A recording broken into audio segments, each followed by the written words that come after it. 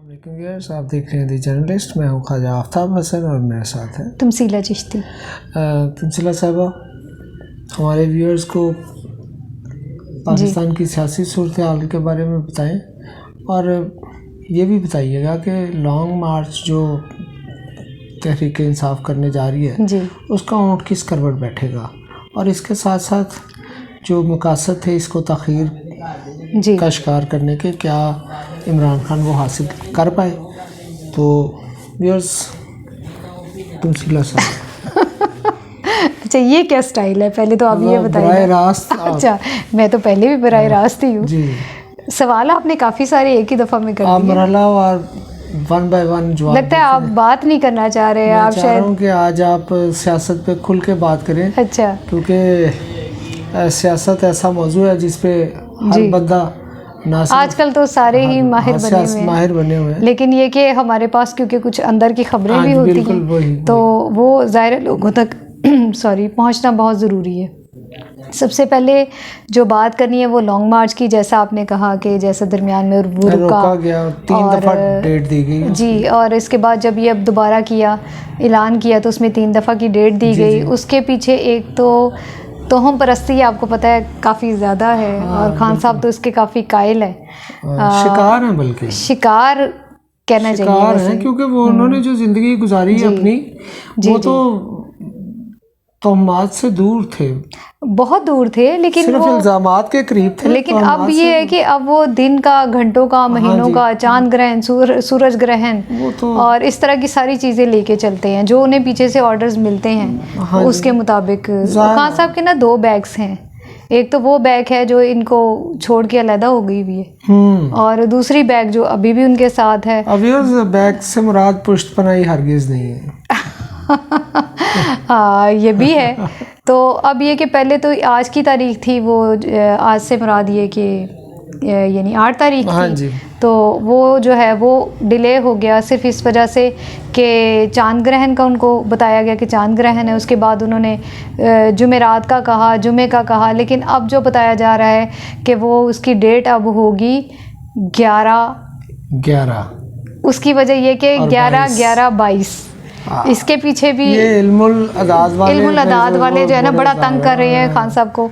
वो बार बार उनकी सारी मुशक्क़तें ख़राब कर देते हैं। एक इल्मुल अदाद वाले फिर वो जो ये दावा कर रहे हैं कि उनकी बातचीत चल रही है, बैकडोर डिप्लोमेसी का जो दावा कर रहे हैं कि वो अभी भी वो इस खुशफहमी में है जी, अभी भी वो इस खुशफहमी में है कि शायद कोई डील हो जाए और वो इसके लिए वो अब बड़ी नरम दिली से बात कर रहे हैं। जैसे उन्होंने अब ये कहा कि जी सवाए इस्लामाबाद के हर जगह से धरने ख़त्म कर दिए जाएं और कारकुन चले जाएं। हालांकि कारकुन क्या थे, कहीं 10, कहीं 12, कहीं 25, और उसमें जो मेन फेवर है उन्हें पंजाब हुकूमत की और KP के हुकूमत की हासिल है, जो पुलिस के ज़रिए ये उनको पूरा ताउन दे रही है कि अगर कहीं वो सड़क बंद करके बैठे हैं तो उनको ना कुछ कहा जाए, चाहे एम्बुलेंस में पड़ा मरीज़ मर जाए, चाहे कोई लोग अपने दफ्तरों में ना पहुंच सकें, बच्चे छोटे छोटे बच्चे स्कूलों में ना पहुंच सकें, उनको पुलिस को इस चीज़ की कोई परवाह नहीं है, ना पंजाब गवर्नमेंट को, ना KP की हुकूमत को, उनको इस चीज़ से कोई परवाह नहीं। वो कहते हैं सारे अवाम जाए बाहर में। वो ज़ाहिर है उसी अवाम के लिए तो वो सारा कुछ कर रहे हैं, बकौल तंग करके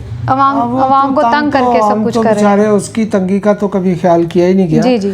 और वो पंजाबी का है ना जी, रहंदी रोंदी यारा नू ले लै ना भरावां दा। हाँ जी। तो ये हमारे यहाँ तो ये सियासत का हमेशा से ये वतीरा रहा है कि लोगों का नाम लिया जाता है, आम आदमी की बात की जाती है, लेकिन जब वक्त आता है तो आम आदमी कहीं दूर वो नहीं। अगर आम आदमी का ख्याल होता ना खाई साहब, तो जब ये मार्च शुरू हुआ था और उसकी वजह से जो पहली मौत हुई थी ना, उसके बाद ही उन्हें कह देना चाहिए था कि नहीं, इंसानी जान बहुत कीमती है, मेरे लिए अवाम की जान बहुत कीमती है, मैं इसे ख़त्म कर दूं। नहीं, बड़ी बदकिस्मती है कि बहुत सारे सोशल मीडिया पे सबने देखा होगा कि बतौर वज़ीर आज़म खान साहब का धरने और लॉन्ग मार्च के हवाले से क्या जज्बात थे।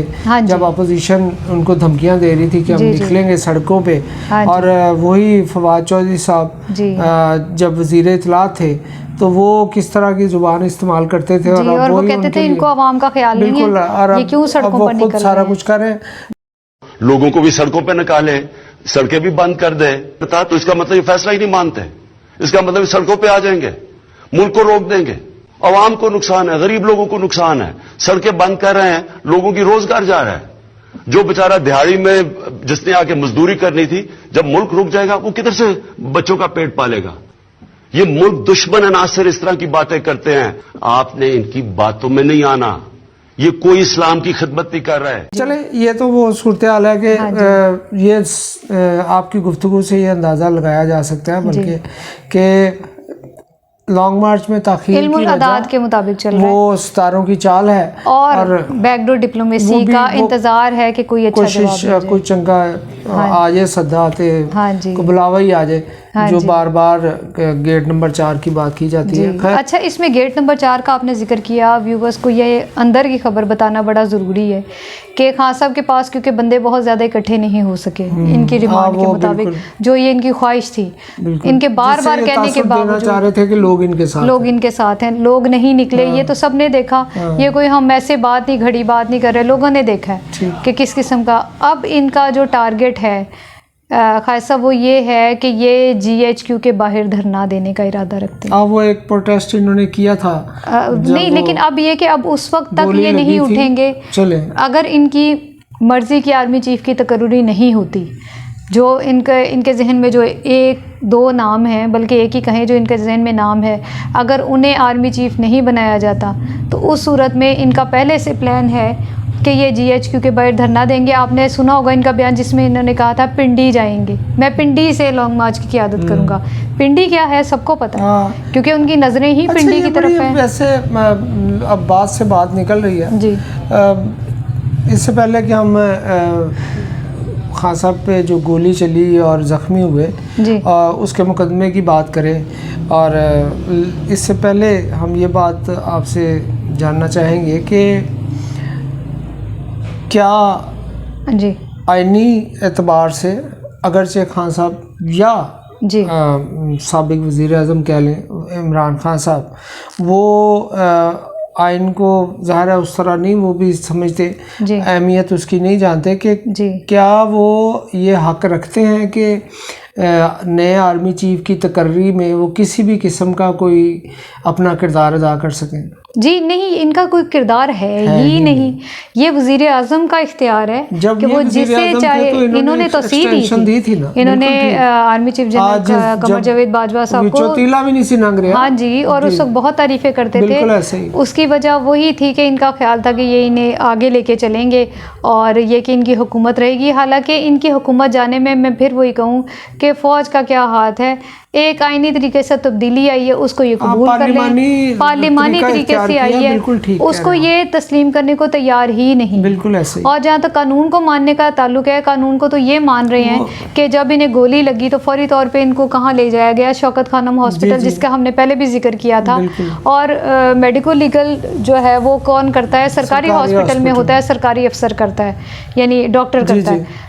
लेकिन ये समझ नहीं आती कि अब इनका मेडिकल लीगल शौकत खाना में बैठे बैठे हो गया और जिना हॉस्पिटल की डॉक्टर से करवा लिया गया। वो तो पंजाब गवर्नमेंट की मेहरबानी है, लेकिन ऐसा होना नहीं चाहिए। ये फिर सहूलत आप आम लोगों को भी देना कि आम बंदे को अगर गोली लगती है वो जाए किसी भी जगह, ऐसा कोई हादसा होता है मेडिकल लीगल बनवाए, किसी को भी बुला ले सरकारी हॉस्पिटल से। गोलियों का भी तो रौला था ना, अगर कहीं और चले जाते तो पता नहीं इतनी गोलियां निकलती जी, कहीं दो, कहीं एक, कहीं चार, फिर निकलने का भी था ना, और भी बड़ा कुछ निकलना बड़ा मुश्किल हो जाना था, और ब्लड टेस्ट होते तो बड़ा मसाइल पैदा हो जाते। नहीं, लेकिन ये फिर दिलेरी होनी चाहिए ना, दिलेरी तो है उनकी, लेकिन जब झूठ के सहारे आप चल रहे हो तो फिर इसी तरह ही झूठ बोलना भी बहुत बड़ी दिलेरी है। तंजीला साहबा, ये आप पाकिस्तान की सियासत की बात जब की जाए और जब इसके माजी को खंगाला जाए और उठा के देखा जाए तारीख को, तो हर वर्ग पे हमें सच कम और झूठ ज्यादा नजर आता है, और झूठ की लेकिन इस लेवल पे नहीं है। की तारीख को पता है क्या,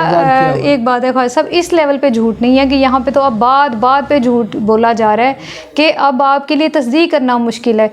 DGISI ने गलत नहीं कहा था कि जब झूठ रवानी, आसानी और फरावानी से बोला जा रहा हो। जी जी, यहाँ वही हाल है कि लोगों को पता ही नहीं लग रहा कि झूठ क्या है और सच क्या है, और उसकी वजह क्या है? GHQ का इश्क।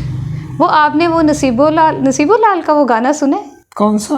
मैं तो नसीबुल्लाह को बहुत पसंद करता हूँ। हाँ जी। स्वाय मैंने उनका आखिरी जो क्रिकेट मैच वाला था वो नहीं सुन पाया अच्छा, मैं, अच्छा। क्योंकि वो मुझे उनके स्टाइल से मुताबिकत नहीं लगी। जी, लेकिन जी। वो ज़ाहिर है कमर्शियल पॉइंट ऑफ था उसका, जी, उसको करने का। आप किस गाने की बात कर रहे हैं? वो ना एक गली में गाना लगा हुआ था, तो मेरा एकदम ध्यान जो है ना इमरान खान की तरफ गया।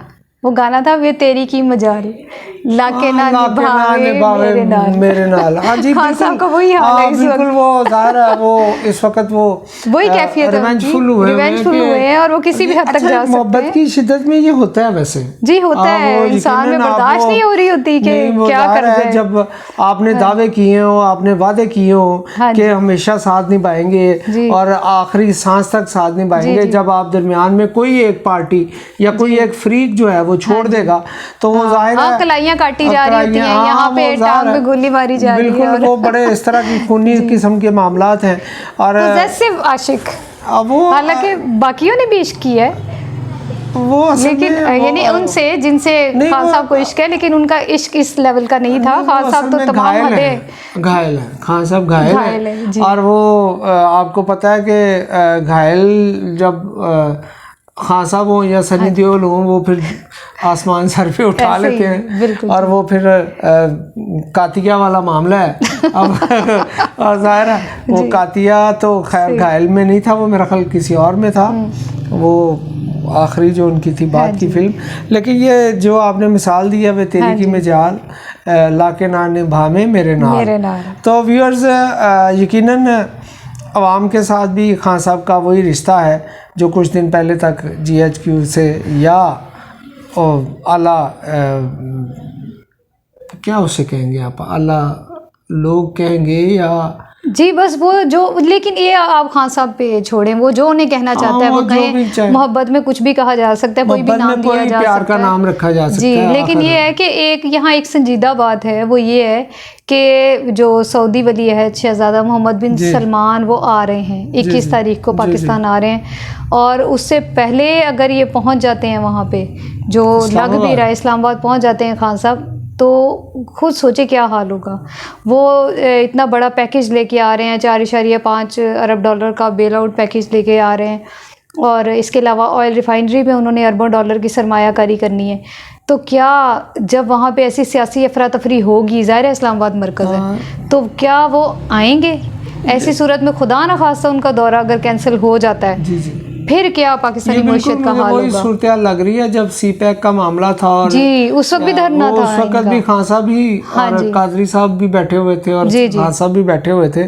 और इन्होंने कोशिश करके खासा उसको सूरत हाल को जी। और अगर ये GHQ के सामने धरना देते हैं तो और ये तो और ज्यादा खौफनाक सूरत हाल है। मेरा ख्याल है GHQ वाले अंदर की खबर यकीनन खबर, नहीं, लेकिन वो अच्छा मैसेज नहीं जाता, वो अच्छा मैसेज नहीं जाएगा, क्योंकि इनके लोग गाली गलोच भी बड़ी करते हैं और बदतमीजी बहुत करते हैं। ये तो होता है ना, आप वैसे चुप करके बैठ जाएं, धरने में जाएं, खामोश होकर कहीं भी बैठ जाएं, लेकिन जो इनके जो आशिकान हैं वो जिस किस्म की ज़ुबान इस्तेमाल करते हैं वो उसको तो सुन के कानों को हाथ लगाते हैं। खुद भी कोई इतना अच्छा, मतलब ये उन्हीं की तरबियत है ना, उन्हीं के ट्रेन किए हुए लोग हैं। जिस तरीके से बात करते हैं ये ज़ाहिर है एक पॉलिटिकल लीडर को कम से कम अपने सियासी मुखालफिन को मुखातब करते हुए ज़ेब नहीं देता।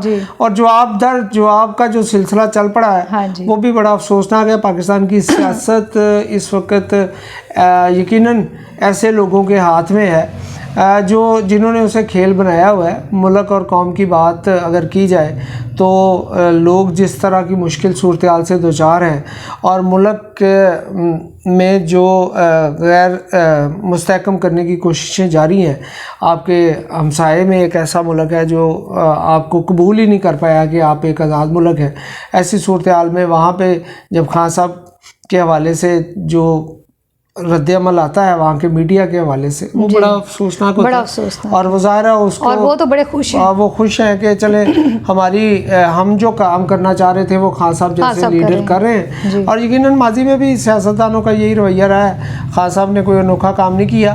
खान साहब अपनी रविश को बदलने के लिए तैयार नहीं है और लोग ये समझ रहे हैं कि खान साहब उनके निजात दहिंदा हैं, बल्कि यकीन कर बैठे हैं हम यही बचाएंगे।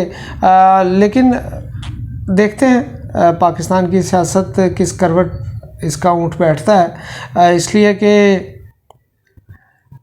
हमें बतौर पाकिस्तानी ना सिर्फ अपने मुल्क से प्यार करने की ज़रूरत है, बल्कि इस तरह के इजहार की भी ज़रूरत है कि जो साबित करे कि हम वाकई सच्चे पाकिस्तानी हैं। अपना बहुत ख्याल रखिएगा। दी जर्नलिस्ट को लाइक करें, सब्सक्राइब करें, शेयर करें। अल्लाह हाफिज़।